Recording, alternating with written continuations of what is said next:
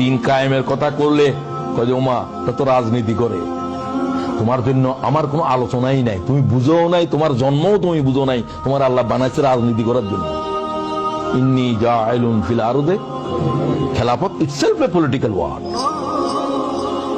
তুমি রাজনীতি জানো না, তোমার কোন জিনে পদার্থ দিছে, তোমার কোন মালাইকায় পদার্থ দিছে, তোমার তো বানানো হয়েছে খেলাফতের জন্য। কথা কি বুঝো? তসবিহ পড়ার জন্য তোমার বানাইছে। ফেরেশতারা বলছিল তো আল্লাহ আমরা তো তসবিহ পড়ি, নাহনু নুসাব্বিহু বিহামদিকা ওয়া নুকাদ্দিসু লাক, ক্বালা ইন্নী আ'লামু মা লা তা'লামুন। তোদের কোনো আকল নাই। সুবহানাল্লাহ।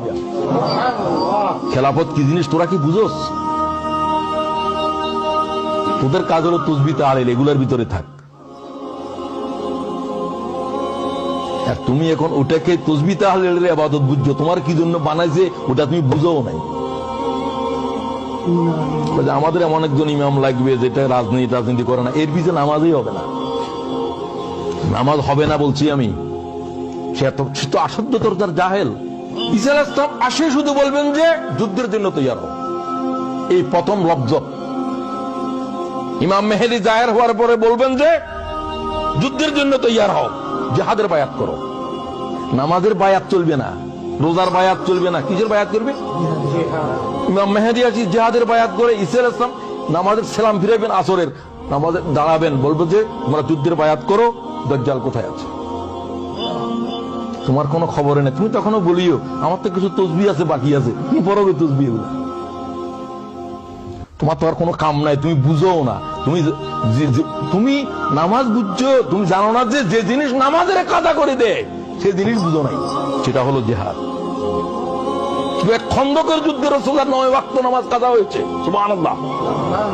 তুমি নামাজ বুঝছো, নামাজের মুলতবি করে দিয়েছে সেটা বুঝছো? তুমি তোমার মমুতের আগেও বুঝতে না। তুমি তোমার নিজের ধারণা যে তুমি বুঝে ফেলছো, তোমার চিকিৎসা নাই। হাকিমকে জিজ্ঞাসা করে কার চিকিৎসা নাই? সবাই তো চিকিৎসা আছে, তবে যে রোগী মনে করে যে আমার রোগ নাই এর চিকিৎসা নাই। কথা বুঝোনি কি হবে? যে বলে আমি বুঝে ফেলছি তোর চিকিৎসা নাই, তুই এই অজ্ঞতা নিয়ে কবরে যাবি। চিকিৎসা তার আছে, তুই মনে কর আমাকে আরো জানতে হবে, আমি তো কিছুই জানি না, তোমার জন্য জানার আছে।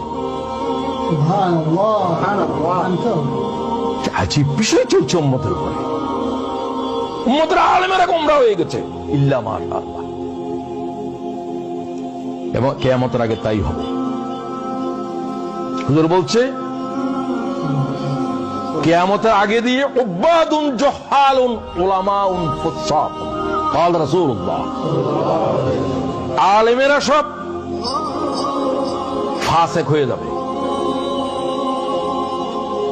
জাহেলেরা আবেদ হয়ে যাবে। জাহেলেরা আবেদ হবে, ইবাদত বুঝবে না। কথা বুঝছেন নাকি? ইবাদত বুঝবে না, হেদের ইবাদত হবেও না, কারণ তাদের ইলম নাই। কোরআন শরীফ পড়ে ভুল পড়ে, ওটা করে ভুল পড়ে, ভুল করে সবকিছু।